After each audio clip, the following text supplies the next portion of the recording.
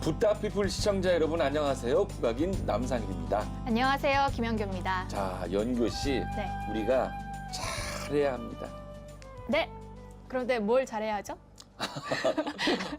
뭔지도 모르고 그냥 네 대답하신 겁니까? 네. 자, 우리가 이 방송을 하는 또 이 공인이잖아요. 네. 그러니까 이 뭐 언행에서부터 행동에서부터 여러 가지 것들을 참 잘해야 한다 이런 생각을 합니다. 맞는 얘긴데요. 갑자기 왜 그런 말씀을 하시는 거죠? 아, 제가 며칠 전 차를 타고 가다가 아주 귀한 책을 하나 읽었는데 그게 생각이 나서요. 어떤 내용인지 궁금해지는데요. 자, 자녀 교육에는 정답이 없다. 하지만 단 하나의 비결, 그것은 바로 부모의 본보기 교육이다. 어때요, 이 글귀? 오, 맞는 말 같아요. 네. 아이는 어른의 거울이다 이런 말도 있잖아요. 네, 네. 그런데 갑자기 아이 교육이라고 하시니 설마 좋은 소식? 아, 전혀 없습니다. 그런 거 전혀 없고요, 아직까지는. 네. 이 뭐 아이와 부모에만 해당되는 것이 아니고 우리 모든 사람들이 이 말에 해당되는 게 아닌가 싶어서 제가 이 말씀을 드린 거예요. 네, 맞습니다. 어느 영역에서든 교육은 참 중요하잖아요. 그리고 그 교육의 첫걸음은 솔선수범해서 또 모범을 보이는 게 아니겠습니까? 네, 그렇습니다. 자, 우리가 스님들을 가리켜서 인천의 사표, 그리고 하늘과 또 사람의 승이다. 이런 말들을 많이 합니다. 그만큼 이 출가 수행자인 스님들께서 본보기 교육을 우리에게 잘 해주시는 게 아닌가 그런 생각이 들거든요. 네, 맞습니다. 그래서 스님들도 수행자로서 교육을 받고 계시잖아요. 그런데 불교 포교를 위해서는 스님들뿐만 아니라 불자들을 위한 체계적인 교육도 필요한 것 같습니다. 자, 오늘 붓다피플에서는요, 스님들의 교육을 위해서 최일선 이 불교 교육을 또 실천하고 계시고 또 수립하고 또 이 멋진 소임을 맡고 계신 진짜 대단하신 분을 모셨습니다. 네, 오늘 붓다피플에서 모신 분은요, 대한불교 조계종 교육원 교육부장이신 진광 스님 모셨습니다. 네, 스님 반갑습니다. 반갑습니다. 스님, 먼저 붓다피플 시청자분들께 인사 한 말씀 부탁드립니다.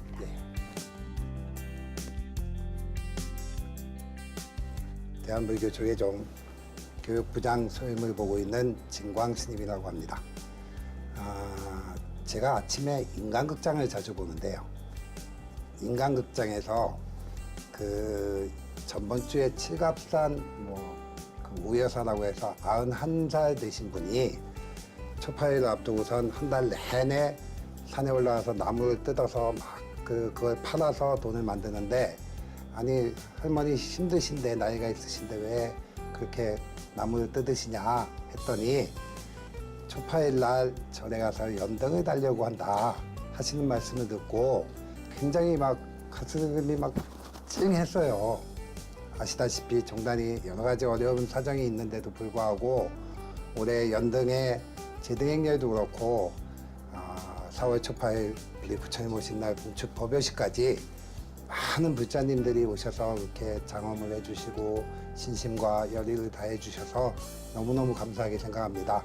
이 자리를 빌어서 불자님들 가정에 부처님의 가피가 항상 함께하기를 기원드리겠습니다. 네, 반갑습니다.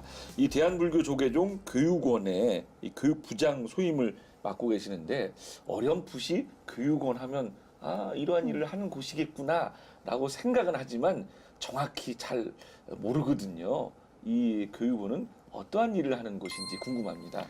예, 교육원은 출가를 원하는 그 일반인들이 출가를 지원하게 되면 출가 안내를 해서 행자 생활을 거쳐서 행자 수계 교육을 해서 3일 3인에게 수계 교육을 받게 되고, 그리고 4년 동안 동대나 중앙승가대나 또 사찰승가대학 기본선언에서 4년간의 기본교육기간을 이수하면 드디어 비구, 비구니계를 받게 됩니다. 네. 그 뒤에 이제 전문교육으로 사찰승가대학원이나 동대승가대 대학원 이런 데에서 전문교육을 받게 되고, 또 특수교육으로는 이제 연불 배우는 그 학교나 아니면 그 한자만 전문적으로 배우는 불교 융합학과라고 동대에 있는, 또 영어만 배우는 국제영어학과 같은 영어를 배우게 되고요. 비국의 5년차 이상의 비국의 스님들은 5년, 10년마다 법계를 받게 되는데 그때까지 매년 연수교육을 받아야 됩니다. 네. 그래서 연수교육을 받아서 30년 종사 때까지 배우는데 그 이후에도 많은 것들을 이제 그 평생 그 출가해서 답이할 때까지 모든 교육을 교육원에서 담당한다고 보면 되겠습니다. 이렇게 많은 업무를 담당하는 교육원에서 벌써 8년째 소임을 맡고 계신다고 들었는데 그 인연도 궁금합니다. 제가 2010년도 남아공 월드컵 때 네. 대한민국이 16강인가 올라갔다가 떨어지고 나서 제가 이 배낭여행을 나가게 됐는데 중국을 거쳐서 중앙아시아, 키르기스탄, 우즈베키스탄, 투르크메니스탄을 거쳐서 카스피의 바다를 건너서 아유. 또 아제르바이잔, 뭐 그루지아, 아르메니아 뭐 이쪽으로 해서 중동을 다 거쳐서 이집트에서 남아공까지 그 아프리카 종단을 했어요. 야. 그래서 6개월 동안 그 여행을 했는데 남아공에 있을 때 어떤 분한테 연락이 와서 교육원에 국장 자리가 하나 비었으니 올 생각이 없냐? 그래서 미쳤냐? 안 간다. 그러고서 한 달 뒤에 막 놀다가 태국에 왔는데 다시 연락이 와서 이미 한 달 반 정도 지났으니 누군가 임명을 했을 거다. 그러니 한번 내가 소개시켰으니 고맙다고 해서 인사나 한번 했으면 좋겠다. 그래서 귀국하자마자 그 다음날 인사를 갔더니 교육원장 스님께서 아직 자리를 비워놨다.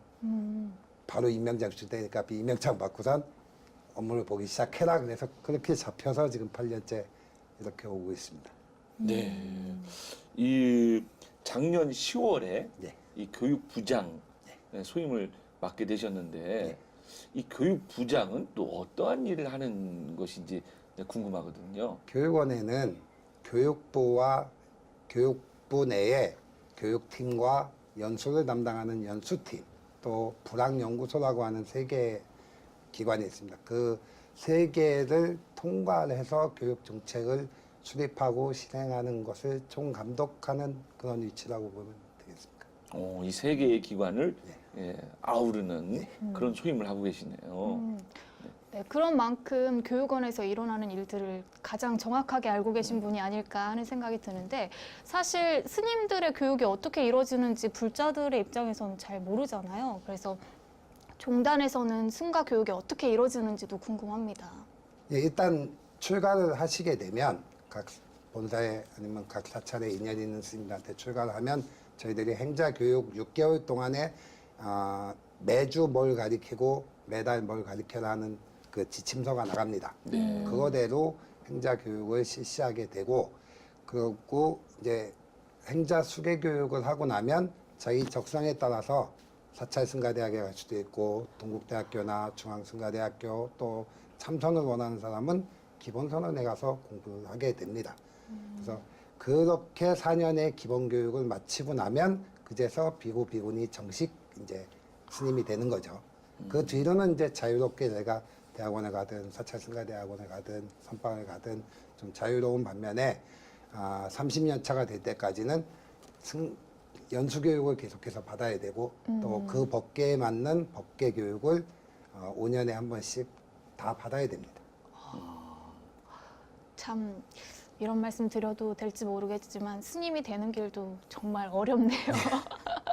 그 스님들은 공부 안 한 줄 알고 출가했다가 공부 엄청나게 많이 하고 연수도 하고 네. 그렇습니다. 그렇죠. 우리는 사실 이 스님들의 여유로운 모습만 맞아요. 단편적인 모습만 보지 그 치열하게 공부하시는 그런 모습을 볼 기회가 없잖아요, 사실. 그 이 뭐 동안거 하안거 이럴 때 또 뭐 공개해서 이렇게 하는 것도 아니고 또 사찰에 가도 스님들 수행하는 공간은 또 일반인 출입이 또 금지되어 있으니까 저는 그 스님들은 다 여유롭게 차 마시고 이렇게 막 산책하고 막 이러시는 건 줄 알았거든요, 예전에는. 그런데 정말 이 스님이 되는 거, 이 출가 수행자가 되는 건 하늘이 내린 사람만 가능한 일이다 이렇게 생각을 합니다. 우리 백날 해봤자 저렇게 승복 못 입어요.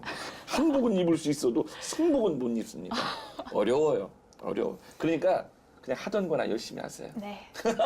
우리가 보통 산 위에 뭐 좋은 집이 있거나 바닷가에 멋진 집이 있거나 그러면 저런 데서 살아봤으면 얼마나 좋을까 그런데 실제 가서 살면 며칠 한 달도 못 살아요. 막 습하고 그러기 때문에 그것처럼 이 왜 백조의 호숫가에서 백조가 우아하게 서 있지만 그거는 그냥 우아해 보이는 거고 그 사람도 밑에서 갈퀴질을 계속 해야지 떠 있을 수 있는 네, 그 사람은 아니고 그 새는 맞아요. 진짜 이 발레리나 얼마나 아름답습니까? 하지만 그 발 보세요. 맞아요. 힘들거든요. 네. 그런데 요즘에는 저출산 그리고 인구 감소로 출가 수행자 자체가 적어지는 추세잖아요. 그래서 교육원 입장에서도 참 어려움이 있을 것 같아요. 예, 지금 저희가 출가할 때만 해도 1년에 한 500명 가까이가 출가를 했습니다. 그런 것들이 이제 90년대 가면서 한 300명 줄어들고 이제 2000년쯤 됐을 적에는 한 250명 이 정도 하다가 불과 3년 전에 150으로 떨어지더니만 지금은 100명대로 떨어졌단 말이에요. 아이고. 그래서 작년에 100한 10명 요 정도 출가를 했는데 올해는 봄에 한 50 몇 명 출가했으니까 올해도 110명이 될지 안 될지 잘 알 수가 없어요. 근데 이거는 저출산 고령화에 따른 기독교나 천주교도 지금 그런 형편이거든요. 네. 그래서 그것은 뭐 우리만의 문제는 아니다. 다만 그러면 앞으로는 그러면 출가자 수가 떨어지는 데 따라서 더 스님들이 열심히 공부하고 수행해서 일당백의 정신으로 중생을 교화할 수 있는 그런 사람을 키워내는 것들이 이제 중요하겠죠. 그렇지만 그렇게 하기 위해서 그렇다고 기본적으로 100명, 50명 이것까지 줄어들면은 종단을 지탱하는 승가를 지탱하는 그 기본이 안 되기 때문에 저희들 나름대로도 출가 상담사도 놔두고 출가 지도법사도 해보고 또 출가 콘서트도 또 해보고 출가 포스터까지 해서 해보는데 한계가 있는 것 같아요. 중앙에서 이렇게 하는 것보다. 왜냐하면 출가하신 분들한테 물어보면 자기가 잘하는 스님이나 자기가 다니던 절에 가서 출가하게 되지 포스터 보고 뭐 이렇게 그렇게 하는 경우는 그렇게 많지 않거든요. 그래서 각자 우리 불자님들이나 아니면 스님들께서 자기 아는 인연들한테 한 번이라도 더 청해보고 이런 것들이 훨씬 더 중요하지 않을까 그렇게 생각합니다. 네, 맞습니다. 그렇기 때문에 우리 스님의 역할이 참 중요할 것 같은데 제가 소문을 들었는데요. 스님께서 교육부장 소임을 맡은 이후로 이 교육 제도가 다양해지고 풍성해졌다 이런 평들을 많이 하시더라고요. 그런 건 아니고요. 그러니까 그 전서부터 저희 교육원장 스님께서 2009년 11월에 이제 교육원장이 되시고 나서 1년간의 어떤 수기 토론과 이런 절차를 거쳐서 굉장히 많은 변화가 있었습니다. 그래서 그런 변화들이 8년, 9년째 계속 이어지고 있는 상황인 거라고 저는 생각하고요. 그 중에 한 8년을 거의 대부분을 제가 같이 했어서 행자교육부터 연수교육, 또 순례, 또 교육 기본교육기관 사찰승가대학이나 기본교육기관에서 조계종 확인 연불대회, 외국어 스피치, 또 토론대회, 설법대회까지 자꾸 하다 보니까 굉장히 이제는 틀이 잡힌 상태거든요. 네. 그래서 작년 제가 10월 27일 날 교육부장 임명받고 나서 그동안 못했던 그 사찰승가대학의 그 원로 교육자 스님들을 종단위 총무원장 스님이 표창하는 포상식을 가진 적이 있습니다.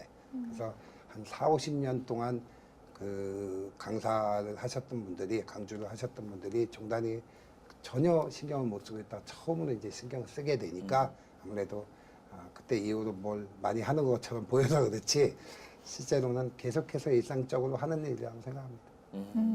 근데 저는 그 여러 가지 뭐 교육 제도는 사실 뭐 저희가 피부로 느끼지는 못하지만 조계사에서 열렸던 학인 스님 연불 대회 참 저 재밌게 봤거든요. 이 뭐 반야심경을 막 랩으로 하고. 북치면서 랩으로 막 이렇게 하시기도 하고, 야 그러면 불교가 더 친숙해지고 또 그런 모습들, 이 학인 스님들의 밝은 모습들을 보면서 나도 출가를 한번 해봐야 되겠다 하는 생각들도 들 수 있을 것 같다 하거든요. 처음에 그 연불 대회를 할 적에는 연불 대회 하고 나서도 말이 많았습니다. 그래요. 그래서 왜 전통적인 연불을 안 하고 그렇게 막 랩으로 하는 이런 이상한 연불을 한다고 해서 걱정도 많이 들었고, 네. 하지만 그 연불 대회가 나오고 나서 그해 AFP 통신이 뽑은 세계 10대 뉴스에도 들어가고 굉장히 정말 뭐 통일만 대박이 아니라 정말 대박인 어떤 대사건이었거든요. 그렇죠. 그 이후로도 외국어 스피치나 토론 대회 같은 거는 산송에서 저게 되겠느냐고 다 걱정을 했는데 의외로 성공적으로 다 치러놓고, 특히나 작년에 설법대회는 스님이 설법하는 게 당연하다고 다들 생각하는데, 설법하는 걸 보고선 조계사에서 40, 50년 화조하신 보살들도 다 우리 스님보다 훨씬 설법을 잘한다고 너무너무 좋아하셨던 그런 생각이 납니다. 그래서 교육원의 역할은 그런 거죠. 우리가 직접 나가서 할 수는 없지만 우리 스님들이 자신의 역량과 끼를 발휘할 수 있는 어떤 토대, 터를 마련해 주는 게 교육원의 역할이 아닐까 그렇게 생각합니다. 네. 조금씩 그 틀을 깨면서 앞으로 진전하고 있는 게 아닌가 하는 생각도 드는데요. 지난 4월에는 조계종 연수원에서 연수단을 구성해서 해외 연수도 다녀오셨다고 들었는데 어디 갔다 오셨는지 너무 궁금해요. 예, 저희가 4월 1일부터 4월 11일까지 9박 11일 동안 이집트, 요르단, 오. 이스라엘 오. 이렇게 세 군데를 11일간 순례를 다녀왔습니다. 해국 큰 스님을 모시고서 스님들이 한 50분이 같이 다녀왔습니다. 아니 얼핏 들어봐도 뭐 이집트, 요르단 이런 나라는 우리 불교와 관련이 없죠. 맞아요. 제가 알고 있기로는. 근데 어떻게 그런 연수를 기획하게 되셨는지 궁금한데요. 그래서 요거는 해국 큰 스님과 함께하는 이집트, 요르단, 이스라엘 문명 기행입니다. 문명 말상지, 문명이 있던 네. 동네를 기행하는 거죠. 순례가 아니라. 네. 근데 우리가 부처님들, 우리 스님네나 부처님들도 성지 순례를 가지만 보통 가면 이제 앙코르와트 가고 인도 성지 순례 네, 가고 네. 요새는 미얀마도 조금 가고 이러는 형편이에요. 스리랑카 이 정도. 그 동남아를 못 벗어난단 말이에요. 근데 스님들은 그렇게 갇히면 안 된다고 보는 거죠. 스님들은 좀 더 넓은 세상을, 옛날 해초 스님처럼 더 넓은 세상을 봐야 된다고 생각해서 그리스, 터키, 또 몽골, 러시아, 바이칼, 동유럽, 지금 우리 스님들 서유럽에 가 계시는데 영국, 프랑스에 그런 넓은 세상을 자꾸 보여주고 더 넓은 한때 세상을 이끌었던 문명의 발상지나 한때 세상을 지배했던 제국의 도시들은 꼭 한 번씩 가봐야 된다고 생각하기 때문에 지금 이집트, 이스라엘까지 가게 됐고, 앞으로는 남미, 아프리카, 또 미국, 중부, 서부, 동부 뭐 이런 쪽으로 해외 연수를 계속 생각하고 있습니다. 여태까지 6년째인데 한 1,600명의 스님들이 순례를 그걸 통해서 갔다 왔거든요. 앞으로 그렇게 갔다 온 1,600명의 그 스님들이 앞으로 5년 뒤에 10년 뒤에 어떻게 변할지 저는 참 기대가 됩니다. 네, 우와. 그렇네요. 네.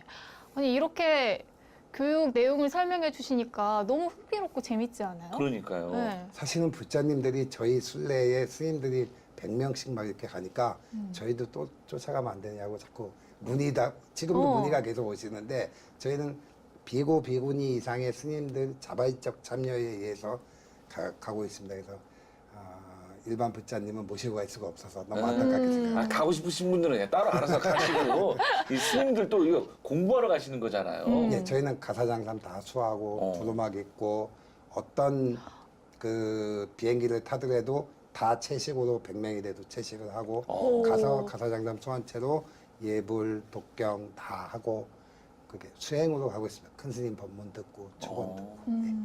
아니, 들으면 들을수록 더 궁금해지는데 네. 우리 불자 여러분들도 궁금하실 거 아니에요? 그래서 스님께서 영상을 직접 촬영해 오셨다고 들었는데 영상을 보면서 스님의 설명을 들으면 또 더 재밌을 것 같은데 이스라엘 예루살렘 영상부터 보고 오실까요? 제가 촬영한 건 아니고 같이 갔던 스님 중에 부산 홍제사 계신 성문 스님이라는 분이 전향한 겁니다. 예. 네. 네.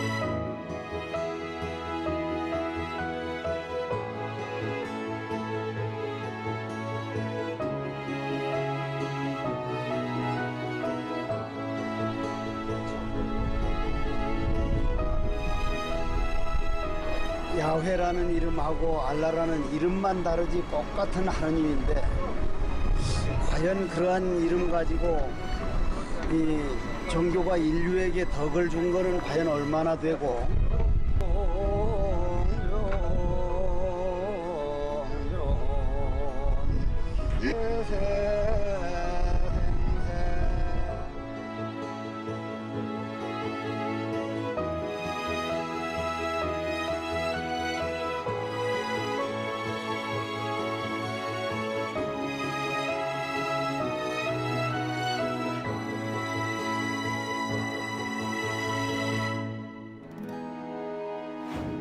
아, 이 영상으로 잠시 이제 만나봤는데 예, 스님들께서 아주 진지하게 또 이렇게 이 교회를 가셔서 또 이렇게 보시는 모습들 그리고 또 회향하실 때 또 해국 스님의 또 법문을 들으시는 모습도 보면서 야 정말 이 아까 잠시 말씀드렸지만 어울리지 않잖아요. 스님들이 교회에 가셨다. 그런데 그 깊은 뜻이 있을 것 같다라는 생각이 들고요. 기억에 남는 일도 참 많을 것 같은데. 거기 있었지요. 네.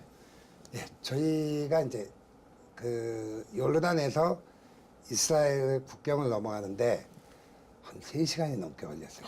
그 위험하고 심사도 되게 심하게 하고. 네. 근데 넘어가면서 그쪽 어디에 요단강이 있다고 그래가지고 아 요단강을 봐야 되겠다 그러고 넘어와서 이제 3시간 만에 입국을 해서 가는데 왜 요단강이 안 보이냐. 그랬더니 국경과 국경 사이에 다리가 하나 있는데 그 밑에 숲이 조금 나지막한 숲이 있고 물줄기도 하나 안 보이는데 거기가 요단강이라고 그러더라고요. 그러니까 요단강이 강이 아니라 우리로 보면 개울 또한 같은 아주 실개천 같은 거죠. 네, 네. 근데 거기는 사막지대다 보니까 조그만 강물이 있어도 강이라고 그러고 갈릴리는 호수인데 바다라고 그러고 뭐 이렇게 표현을 하는 거죠. 그러니까 직접 가봐야 되는 거고 저희들이 이제 그 수태고지 사원에 갔을 적에 이제 한국 그 기독교 성지순례 오신 분들이 이렇게 와가지고 뭔 증들이 저렇게 많이 왔어.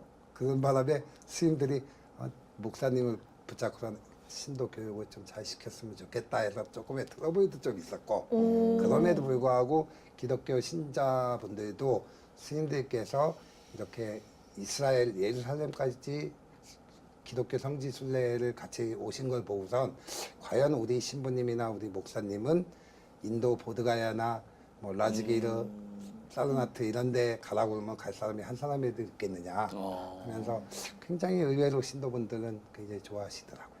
그건 그렇고 이 스님 앞에 놓여진 저 수첩이 저는 아까부터 계속 궁금했었거든요. 그러니까요. 뭔가 이렇게 가득 쓰여져 있어요. 책은 아닌 것 같은데 수첩 같은데 저는 뭐죠? 외국 여행을 가면 네. 순례하면서부터 가서 순례를 하는 동안에 사실은 지인들한테 엽서를 보통 한 50에서 100통 정도 쓰고요. 이야. 그다음에 거기서 봤던 모든 그것들을 그림으로 그리는 이제 버릇이 생겼는데 처음에는 너무너무 못 그려서 차마 보여줄 수가 없었는데 그것도 한 5, 6년 하니까 조금씩 나아지는 것 같아요. 그래서 요거는 이제 저희가 그 이집트 가서 아부 신벨이라고 하는 그 신전에 람세스 2세 석상이 있는 데를 갔었거든요. 거기 갔을 적에 그린 겁니다. 그래서 이야. 이렇게 우와. 신전. 오. 이집트네요 거기. 네, 예. 우와, 스핑쿠스. 예, 예. 우와. 스님 너무 잘 그리시는데요? 그 저희가 멀리서 봐서 잘 그리신 것 같다고 볼 수도 있지만 잘 그리지 못하고 카메라로 좀 한번 잘 좀 잡아주십시오. 진짜 잘 그리신 건지. 와, 스님만의 그림 일기 같은 거네요. 요거는 이제 그 이집트 상형 문자. 문자를 A, B, C로 다 할 수 있거든요. 그래서 자기 이름도 요 그림 상형 문자로 해서 그 만들어서 목걸이나 이렇게 반지도 만들 수 있고. 요거는 이제 아라비아 숫자거든요. 요걸 잘 알아야지 어디 가서 사기 안 당하고 아. 돈 갖고 사기 안 당하고 할 수가 있습니다. 네. 그리고 스님 잠시만 제가 한번 좀 봐도 되겠습니까? 네. 작은 글씨들이 뭐라고 적혀 있는지 이제 거기서의 너무 느낌 같은. 궁금해요. 오, 이 보니까요. 이렇게 써 있어요. 뭐 이슬람, 무슬림, 현지인과 같은 모습이다. 현지인은 친구처럼 순례단을 이방인으로 느끼곤 한다. 전생에 무슬림이었나? 그래 이쪽은 이렇게 바로 보게 돼 있는데 이쪽은 또 거꾸로 봐야지 돼요. 거기는 왜 이스라엘. 그런가요? 그러니까 이쪽은 이집트 거를 쭉 그렸고요. 그다음에 이제 다 가고 나서 반대편으로는 이제 요르단하고 이스라엘 거를 그래서 한 160가지 정도 그렸거든요. 이야, 어찌 보면 스님의 눈으로 본 이 서양의 기독교 문화잖아요. 예, 예. 이런 거 책으로 내도 괜찮을 것 같은데. 그러니까요. 그런데 저는 스님 제가 15년 전에도 이미 한 130개국 정도 다녔기 때문에 책을 내면 어떻겠냐. 그런데 저는 여행은 그냥 만행이고 내 수행에 이제 여가에 가는 거지 이게 제 본업이 되고 싶은 생각은 없거든요. 그래서 책을 내거나 뭐 이런 거는 별로 이렇게 원하지 않습니다. 그냥 이거는 여행으로서 내가 좋아서 쫓아가서 보고 느낀 걸 기록해야지 책을 쓰고 뭘 하려고 가면 여행이 아니라 이제 책 쓰려고 가는 거거든요. 그러니까 사진기 안 들고 가는 이유도 사진기 들고 가면 사진 찍느라고 볼일을 남은 거예요. 그 풍경이나 그런 걸 가슴에 담아야지 사진으로 계속 가져온 거는 큰 의미가 없다고 생각해요. 맞습니다. 이 연수라는 개념이 뭐 막연히 그냥 해외에 가서 보고 뭐 만지고 이게 뭐 먹어보고 이런 개념이 아니라 이 정신이 그렇죠. 이 한 단계 더 성숙해지고 정신이 더 넓어지는 그런 계기가 될 것 같다는 생각도 해보네요. 이 겉모습이 아닌. 네. 그러니까 옛날로 보면 옛날 스님들은 금강산에서 한 철 나고 나서 범어사나 해인사 가서 그 다음 철 날려고 할 적에 3달 해제 기간을 다 걸어다니면서 거의식하고 밥 얻어 먹고 한 데서 자고 그러면서 그 해인사고 범어사까지 내려갔거든요. 그러니까 앉아서 공부하는 것보다 끝나고 거기까지 가면서 산청과 사람을 만나는 그 시간이 더 훨씬 더 수행이고 공부가 아니었나 그렇게 생각합니다. 네. 스님 말씀대로 그 해외 연수를 다니시면서 스님들도 참 견문이 넓어졌다는 네, 생각을 네. 많이들 하셨을 것 같아요. 그런데 스님께서는 아무래도 진두지휘 하시는 입장이시다 보니까 조금 어려움도 있지 않았을까 하는 생각이 들거든요. 예, 아무래도 이제 저희도 이번에 이집트 이스라엘 갈 적에도 종회에서까지 종회 스님들이 왜 기독교 성지를 왜 스님들이 가느냐고 제 책도 있으셨고 그래서 성지 순례가 아니라 이거는 문명 기행이다 하고 말씀도 드렸었고 그런데 사실은 한 100명 넘게 신청을 했는데 한 반 이상은 신청을 하고선 너무 위험하고 이스라엘 이게 뭐 돌멩이도 던지고 막 뭐 총도 쏜다는데 어떻게 하는가 그래서 포기한 분들도 많으시거든요. 그래서 저희도 모시고 갔지만 이집트 요르단은 다 이슬람 지역이고 네. 또 이스라엘은 기독교 지역, 유대 지역, 뭐 이슬람 지역으로 나눠져 있기 때문에 저희가 할 수 있는 게 아무것도 없어요. 심지어 현수막도 하나 못 피고 가사 장삼도 못 하고 목탁도 못 치고 아무것도 할 수 없게 하는 거예요. 그래서 몰래 차 타고는 아침에 출발하면 해국큰 스님이 아침 전 대중들이 차 안에서 예보를 하고 반야신경하고 또 스님이 축원도 해주시고 뭐 이렇게 했거든요. 그런데 이제 스님들 한 50명 넘게 모시고 가니 갔다가 만약에 사고가 나면 이제 이 순례가 없어질 수도 있기 때문에 저는 그게 이제 걱정이 돼가지고 그래서 이스라엘 들어갈 적에도 전 대중 스님들한테 스님들이 오늘 밤에 기도 잘 하셔야 된다고 갔다가 사고 나면 스님들 법력이 없어서 그렇다고 협박까지 하면서 그래서 덕분에 이제 큰 스님 덕화로 대중 스님들이 다 협조해 주셔서 11일 동안 아무 사고 없이 아주 평화롭게 갔다 왔는데 이틀 뒤에 시리아 폭격하고 아이고. 지금 미국 대사관 예루살렘으로 옮기는 바람에 지금 난리가 났거든요. 그것도 시간과 때 이것이 잘 맞아야 될 것 같아요. 저는 개인적으로 또 궁금한 게 이렇게 좀 반발이라고도 해야 될까요? 약간 좀 두려움의 목소리도 있었는데 다녀오신 스님들은 어떻게 느끼셨는지 또 궁금합니다. 예, 저희 이제 지도업사이신 충주 석종사의 이제 해국 큰 스님 같은 경우 정말 중학교 때부터 이렇게 책으로 보던 데를 그렇게 가시고 싶어 하셨는데 이번에 가시게 돼서 당신 말씀에 가슴이 떨리고 다리가 떨리고 너무너무 좋았다 하는 말씀들을 해주시고 큰 스님도 성경부터 해서 많은 공부를 하셨는데 그냥 책으로 보는 거하고 다르게 직접 거기 와서 그 지형이나 산세나 이런 걸 보면은 확실히 다르거든요. 예로 요셉이 우리는 목수로 알고 있는데 나사렛에 가보면 예수님 태어난 그 동네에 목수할 일이 없어요. 왜냐면 이건 사막하고 똑같기 때문에 나무가 없거든. 있으면 돌산이기 때문에 돌은 많이 있어요. 그래서 집들도 다 나무집이 아니고 이렇게 토굴 같이 해서 이렇게 층층이 네, 짓는 거기 네. 때문에 그래서 거기 가서 하는 얘기가 요셉이 목수가 아니고 석공이었을 거다 하는 얘기인데 그게 훨씬 더 그 설득력이 공감이 있네요. 가고 네. 또 요셉 상에 가면 이렇게 요셉 무릎이 반질반질하거든요. 청동으로 돼 있는데 네. 그래서 왜 이렇게 무릎을 자꾸 만지냐 그랬더니 그 무릎을 만지면 관절염이 없어진다고. 기복적인 거는 기독교나 뭐 비슷한 것 같아요. 그러니까 우리 불교도 그런 거 있잖아요.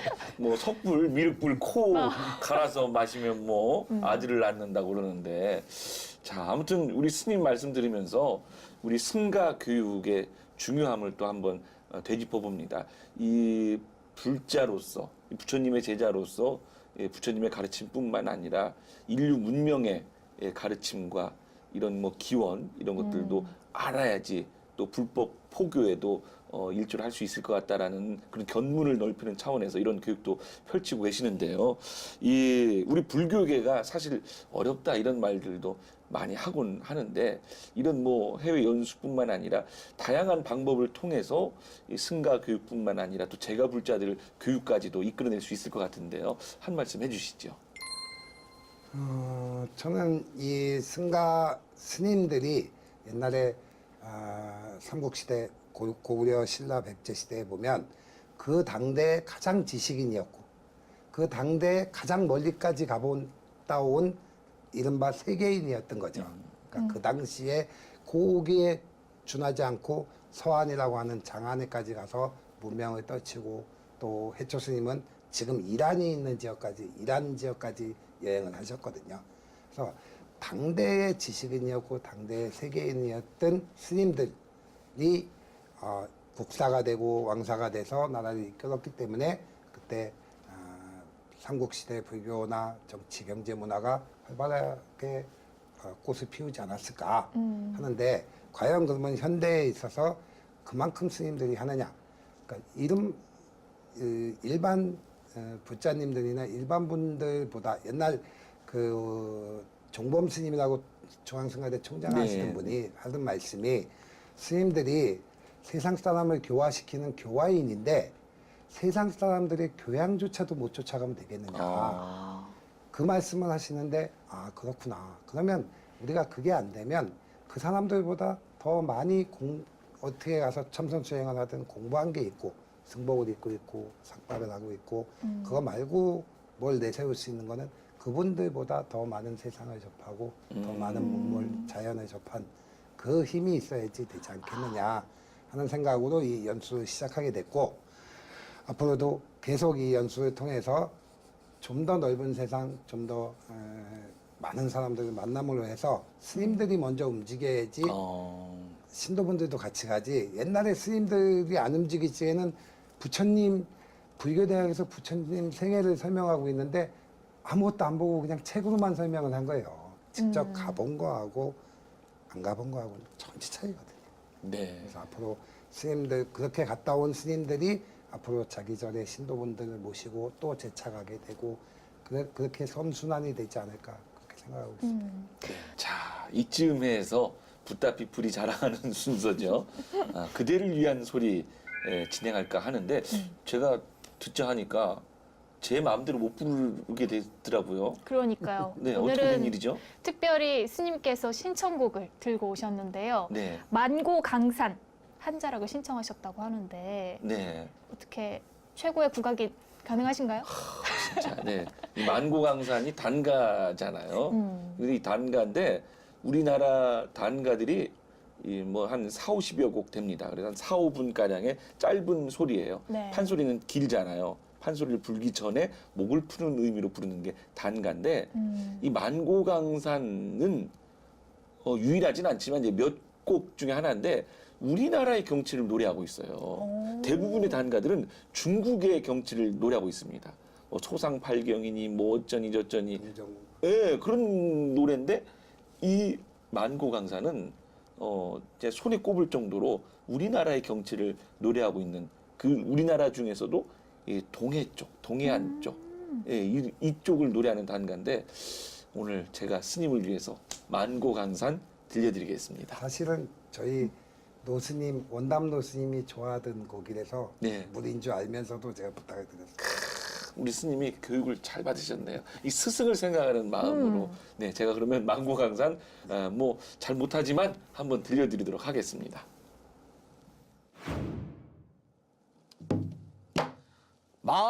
만고강산 유람월제 삼신산이 어대매뇨 일봉해 이방장과 삼명주기야 아니냐 축장집 꽃붕어를 실어 복내 그 산을 구경할지 경포 동정호 명월을 구경하고 정간적 낙산사와 총석정을 구경하고 단발령을 얼른 넘어 동회산을 올라서니 전복만화 부용들은 하늘같이 솟아있고 백절을 복복 급한 불어는 아수라를 기울인 듯 잠든 구름 이거 일고 맑은 안개 잠겼으니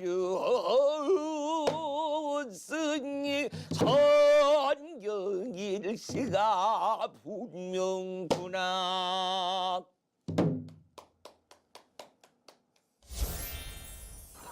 네, 만고강산 단가 들려드렸는데 대학생 때 해보고 처음 해보는 것 같습니다.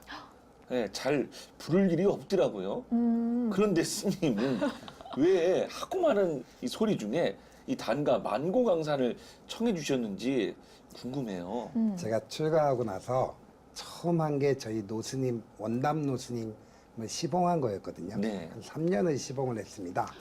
시봉을 할 적에 저희 스님이 말씀하시기를 서울에 만공노 스님이 이제 심부름을 하면 서울에 왔다가 선학원에 들렸다가 잠잘 때가 되면 삼국지를 뭐 빌려가지고 이만큼 빌려가지고 이 인사동에 운당여관이라고 옛날 박귀 네, 여사가 그렇죠. 하시던 데가 있습니다. 이 박귀 선생님은 갈금병장 인간문화재셨는데 운당여관을 운영하셨어요. 그런데 이 나중에는 후학들을 위해서 그 여관을 팔아서 그 지금의 국립전통예술고등학교를 세우신 분이시죠. 여장부시죠.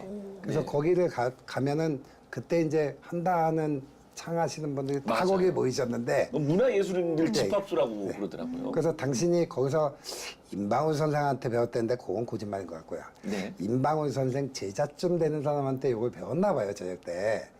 그래서 큰 스님께서 가끔 이제 흥이 나시면 차 타고 가시면서도 그렇고 방에서도 요 망고광산을 부르시더라고요. 그래서 야, 일봉내가 금강산이다, 이방장은 친일산이다, 삼영주는 한라산이다 이렇게 가르쳐 주시면서 하는데 이제 돌아가신 지 한참 되셨지만 그때 이렇게 모셨던 그 생각이 나서 우리 남상일 네.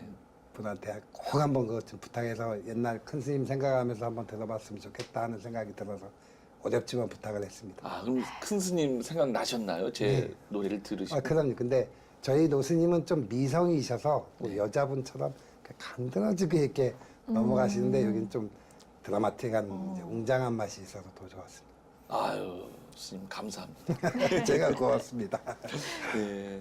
이 은사 스님을 생각하는 우리 스님의 그런 마음이 따뜻해지고 이 저희에게도 전해지는 것 같네요. 맞아요. 은사 스님은 법장 스님이라고 옛날 총무원장 하시던 네, 네. 스님이시고 여기는 고 위에 노스님. 네, 원담 스님.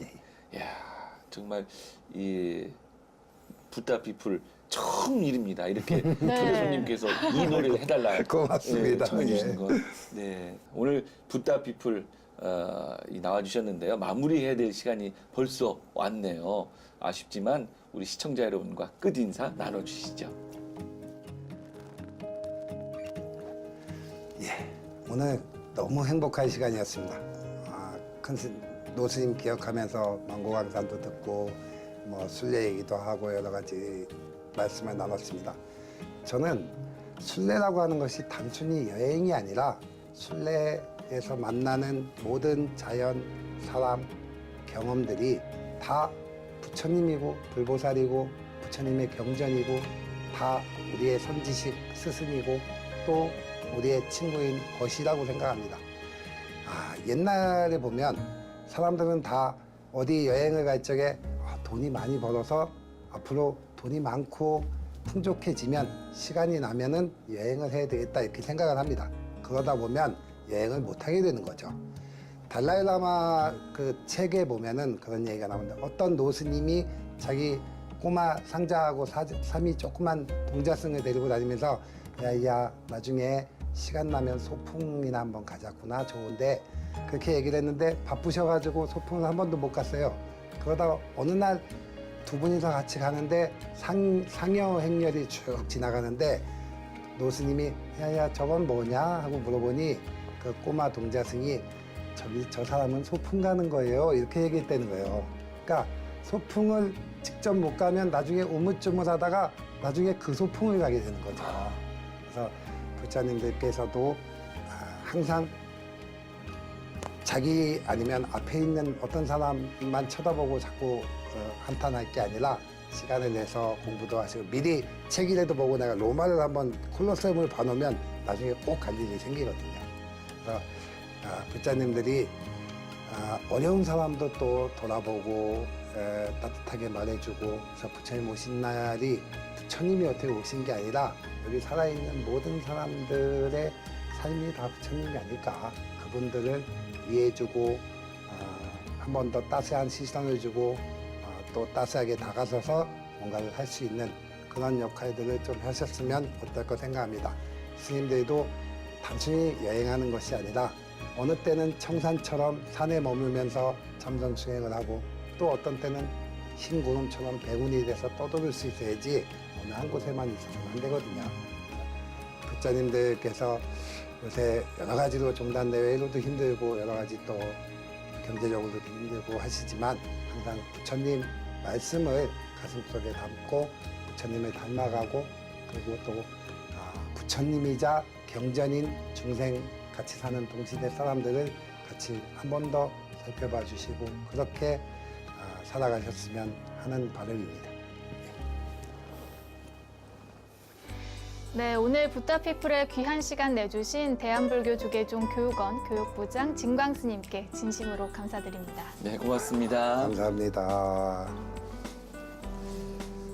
네, 붓다 피플 오늘은 여기까지입니다. 점점 여름의 문턱에 다가가고 있는데요. 시청자 여러분 건강 관리 잘 하시고요. 다음 주 이 시간에도 가슴 시원해지는 이야기 준비해서 여러분 찾아뵙겠습니다. 붓다 피플 좋다.